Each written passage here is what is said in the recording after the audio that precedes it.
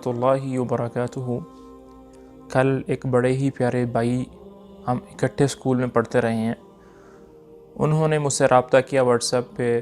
جو پہلی ویڈیو میں نے بنائی تھی ان کو بڑی پسند آئی، بڑی دعائیں دی، اللہ پاک ان کو جزائے خیر دے۔ اور ساتھ ہی انہوں نے یہ کہا کہ شادی کو تقریباً 2-3 سال ہو گئے ہیں اور اولاد کی ابھی نعمت حاصل نہیں ہوئی، تو کچھ وظیفہ بتا دیجئے۔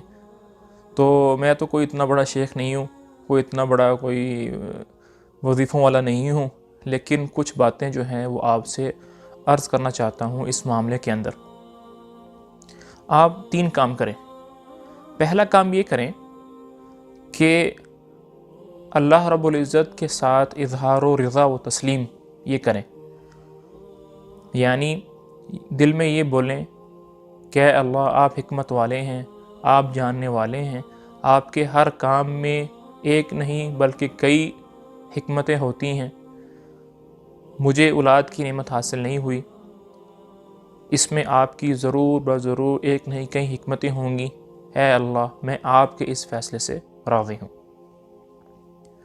دوسرا کام یہ کریں کہ اللہ سے خوب مانگیں، خوب مانگیں، صبح بھی مانگیں، شام بھی مانگیں، فرض نماز کے بعد بھی مانگیں، ہر نیک عمل کے بعد جو ہے وہ اللہ سے دعا مانگیں کہ اے اللہ اولاد کی نعمت نصیب فرما، نیک اولاد نصیب فرما، اور ساتھ میں استغفار کا بھی اہتمام کریں۔ سورۃ النوح کے اندر اللہ رب العزت نے نوح علیہ السلام کا ایک واقعہ بیان کیا ہے اور فرمایا فَقُلْتُ اسْتَغْفِرُوا رَبَّكُمْ إِنَّهُ كَانَ غَفَّارًا يُرْسِلِ السَّمَاءَ عَلَيْكُمْ مِدْرَارًا وَيُمْدِدْكُمْ بِأَمْوَالٍ وَبَنِينَ وَيَجْعَلْ لَكُمْ جَنَّاتٍ وَيَجْعَلْ لَكُمْ أَنْهَارًا۔ نوح علیہ السلام نے اپنی قوم سے فرمایا اے میری قوم، اللہ سے معافی مانگو، استغفار کرو، بے شک اللہ بڑے بخشنے والے ہیں۔ صرف بخشے ہی نہیں، بخشنے کے بعد یرسل السماء علیکم مدرارا، تم پر رحمت کی، کرم کی موسلا دار بارش برسائیں گے، وَيُمْدِدْكُمْ بِأَمْوَالٍ وَبَنِينَ، اور تمہاری مدد کریں گے اموال کے ساتھ اور اولاد کے ساتھ، وَيَجْعَلْ لَكُمْ جَنَّاتٍ، اور تمہارے لیے اللہ پاک باغ دیں گے، وَيَجْعَلْ لَكُمْ أَنْهَارًا، اور تمہارے لیے نہریں جو ہیں وہ اللہ پاک مہیا کریں گے، فراہم کریں گے۔ اس لیے استغفار کا اہتمام کریں۔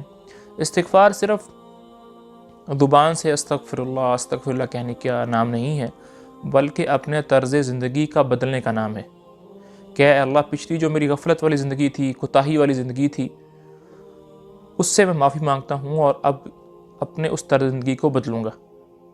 اور تیسرا کام یہ کریں کہ کسی ایماندار، دیانتدار اور دیندار ایسا طبیب، ایسا ڈاکٹر جس کے علم پر، جس کے تجربے پر آپ کو اعتماد ہوں، اس سے علاج کروائیں، کیونکہ علاج کرانا بھی ہمارے نبی صلی اللہ علیہ وسلم کی سنت ہے۔